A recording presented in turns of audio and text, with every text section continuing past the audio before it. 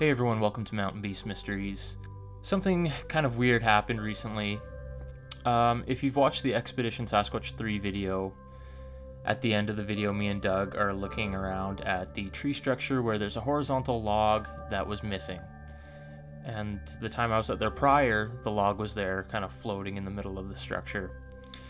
Well, last Monday I went back to the structure because what you don't see in that video that I didn't want to show is that I had left a trail camera there, kind of just out of sight, you know, kind of to the point where to find it you would kind of have to know it was there, but it was in a position where it could see that tree structure.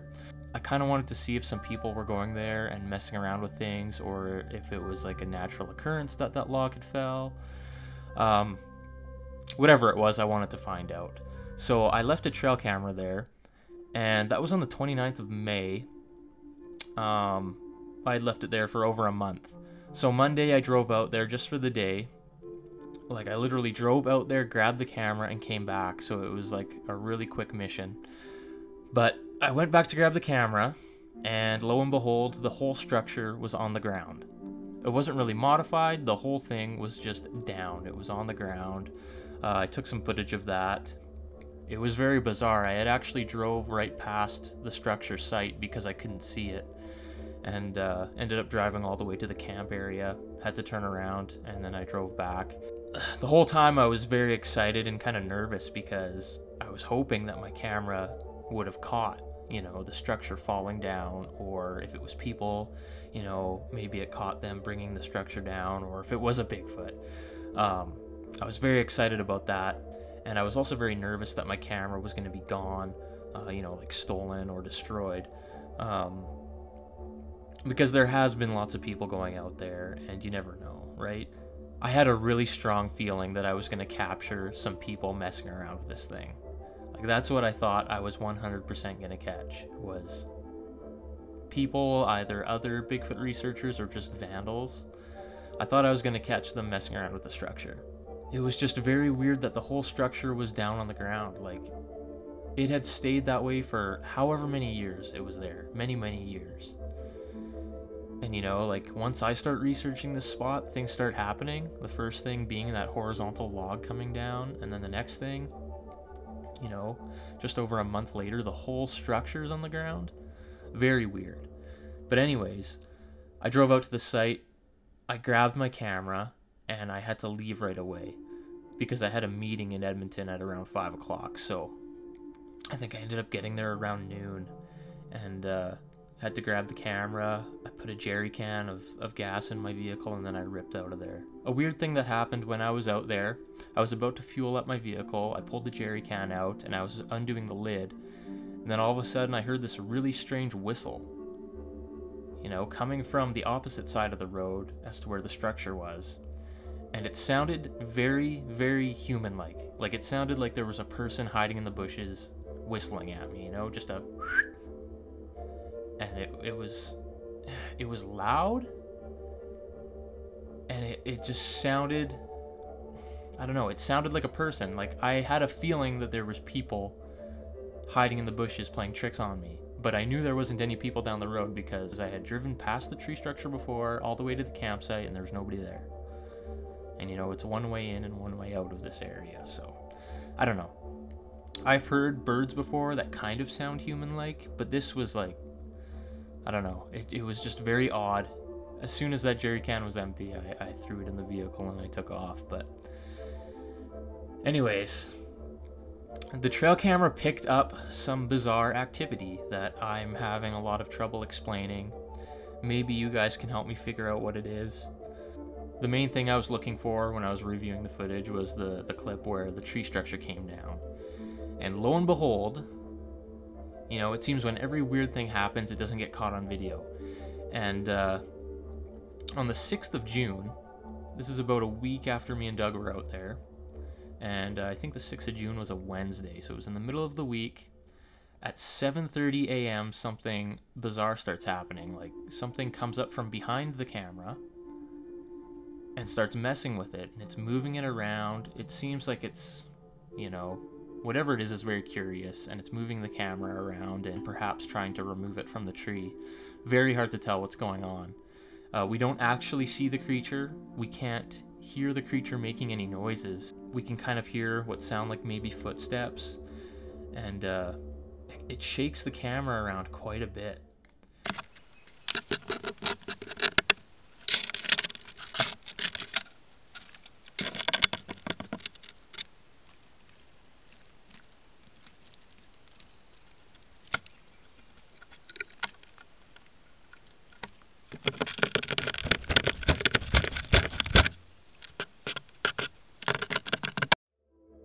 My thinking is that whatever this creature is has a little bit of strength, because that camera was on the tree quite tight.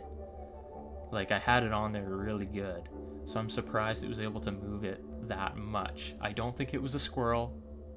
It would have to be an incredibly strong squirrel, and you would be able to hear it if it was a squirrel as well, you know.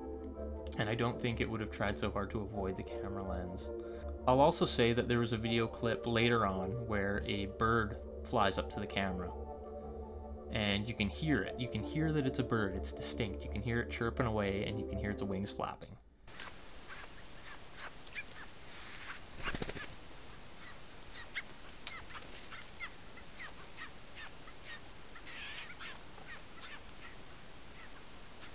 And that was on the 13th of June, so it was another, week later. So yeah, the creature comes up to the camera just about 7:30 in the morning, June 6th, shaking it around. Then it disappears. And then around 1 o'clock, just before 1 o'clock, it comes back from behind the camera again and starts moving it around, tampering with it, doing the same thing.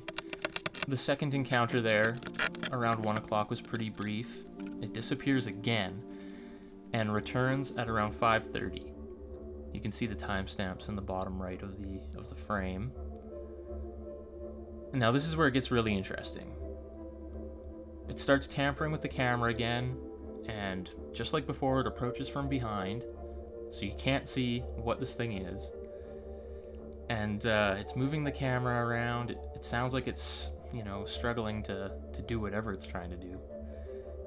It sounds like it's really reefing on it. Around the 5:32 mark, we actually get something in front of the camera, and I don't know what the heck it is.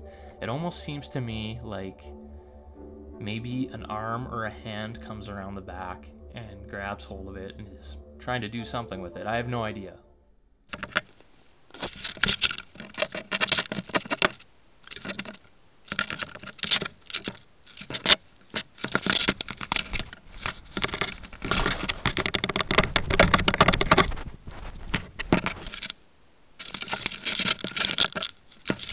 And this is where I need your guys' help, to try and identify this thing. Because I'm not going to say it's a Sasquatch. We don't know that, and we're never going to find out based on this footage alone. It could be anything else, really. I mean, I did go and look at every video I could find on YouTube of bears attacking trail cameras. And in almost every one, the bear will attack it head on, right? And you can even hear the sounds of the bear breathing heavily. Like, it's always very distinct if it's a bear attacking a trail camera. It's very sloppy. It's not precise, and it's not avoiding the front of the camera. They almost feel threatened by them, and then they go in and attack it, like, pretty viciously. So it's kind of strange that whatever this thing is always approaching from behind, and it seems like it's avoiding the front of the camera. But yeah, 5:32, something reaches in front of the camera, and if you pause it on this frame here, you can see that it looks like it's hairy, like there's fur on it. Now, I don't know if it's a hand, I don't know if it's an arm, I don't know what it is, but it's pretty high up. I don't think it's anything like a wolf or a coyote or anything like that. There are critters that climb trees as well, like porcupines. There was no sign of porcupines. Usually you can tell, if there's been a porcupine in the area, because they'll really chew up that bark. But very, very bizarre. I'd like to think it's an arm, but I don't know.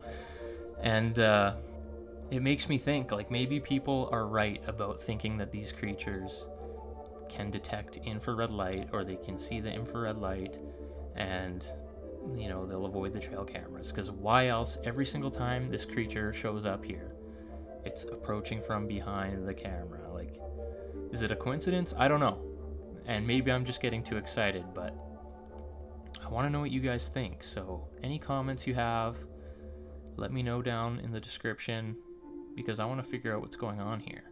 And we have to think, like, this area that I'm in is the hot spot. It is the spot in Canada, you know. This is the famous Alberta habituation site with all the famous tree structures we see on TV. There's been lots of activity over the years. It's a very special place. And, you know, throughout the whole time the camera was there, I didn't pick up one person. I thought for sure I was going to pick up people in this area messing with things. I thought someone was most likely going to find my camera and either take it or remove the memory card or destroy it. And no, I didn't capture any people. That's another weird thing. If this was a person tampering with it, they would have had to know where the camera was to approach it from behind like that, because any people going in to check out that site, they're going to walk up from the road and approach the tree structure, and I would have caught them on video. The only person that knew the camera was there was me and Doug. I guarantee you Doug was not out there, you know, after we left. There's no way. And, you know, of course there's a possibility that I approached the camera from behind and it's just me, but, you know, you'll have to take my word that it's not me.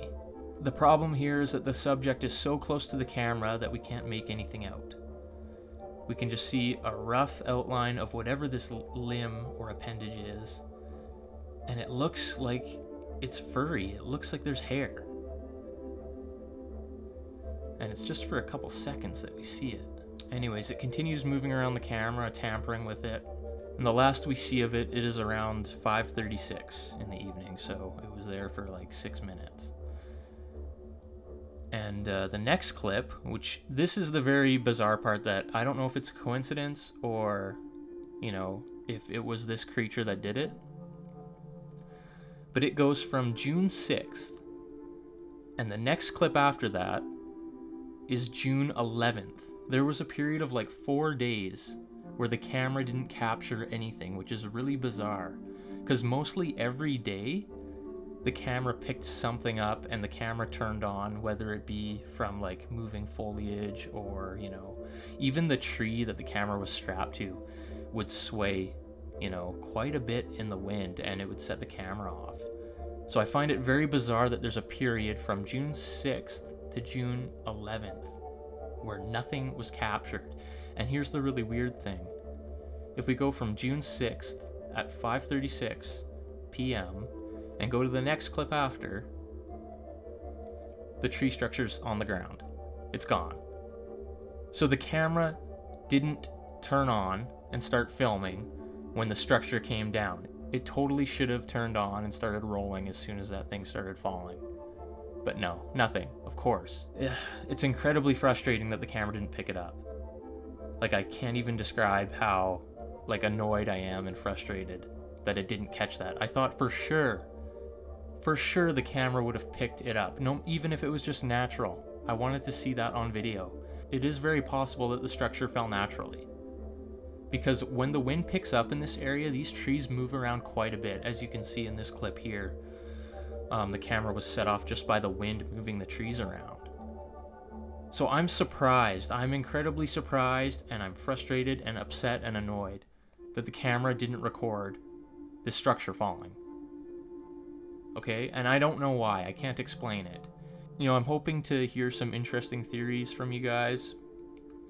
I know what's gonna come from this is like the interdimensional Bigfoot thing, or that the Bigfoot has, you know, powers to maybe turn off a trail camera or inhibit it from operating correctly. And I can't explain it, and it just seems like a really strange coincidence to me.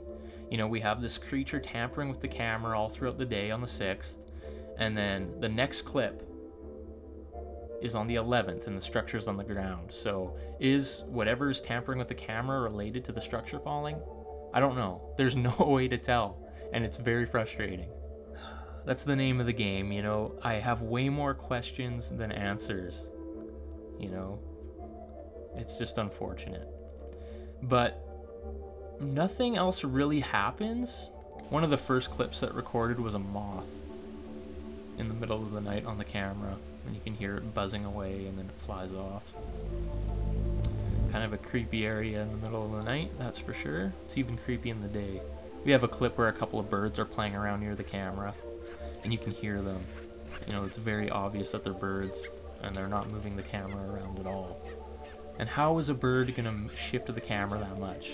Like with its beak, a little bird like that, it's not gonna happen. Everything's pretty much quiet up until the 28th of June.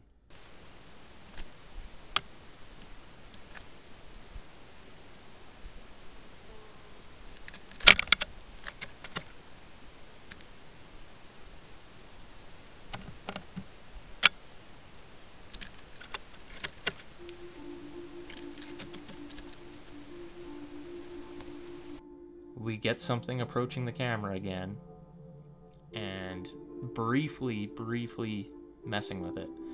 We don't see any of the creature, we can just hear it. And then on the 4th of July, so this is 5 days before I went and recovered the camera, we have something briefly tamper with the camera again, and this time we can kind of see a part of it move in front of the camera again. And it's so close to the camera and out of focus that we can't tell what it is. You know, if you look at these frames, it's impossible to tell. Just a dark, very dark gray kind of object. Those 2 times again, like, the creature approaches from behind. It avoids the front of the camera. So it's very odd, and I can't explain it. So it's crazy, because I was just gonna go out there, recover my camera, and my plan was to not really conduct any further research in this area. I wanted to pick another spot. I wanted to pick a spot that was closer to home, you know, that wasn't down like these rugged, really rugged back roads. It's such a pain driving to this spot that I wanted a place that was a bit easier to access. So I wanted to just grab my camera and kind of forget about the spot. But now, after this stuff has happened, I feel like I have to go back there. You know, I want to leave the camera out there again, and maybe this time I'll set up 2 cameras. You know, whether they be facing each other or, you know, one on each side of the tree. It's just so depressing that it didn't capture the structure falling and the cause of that. Like I said, when I got there, I grabbed the camera and I had to leave right away. I didn't really have time to look too closely at the area. I didn't notice any tracks or anything. So, you know, I don't know. The camera had a bunch of scratches on it. It had some tree sap on it, and the buckle, you know, for the strap was all scratched up.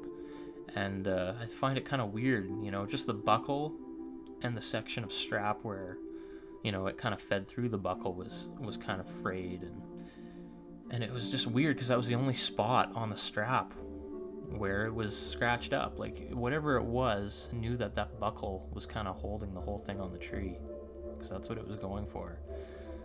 So I don't know what it is. You'd think if it is a Sasquatch and it wanted to get rid of the camera, it would just easily be able to rip the camera right off the tree or smash it. So I don't know.